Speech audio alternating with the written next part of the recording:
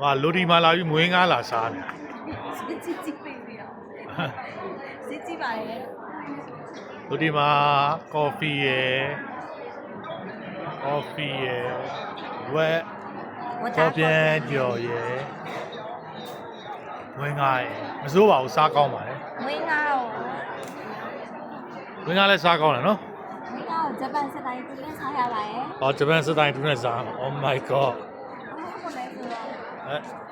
တစ်ခါတော့ဆိုရခမရလို့ပါ ဆိုပါဦးဒီမွေးငါးဆိုင်လေးပေါ့နော်မွေးငါးဆိုင်လေးမဆိုပါဘူးဟိုဘက်ကကော်ပြန်ဆိုင်လေးပါ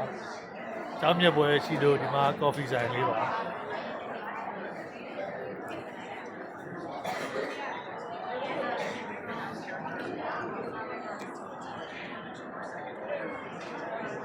second floor မှာပါဒုတိယထပ်မှာပါ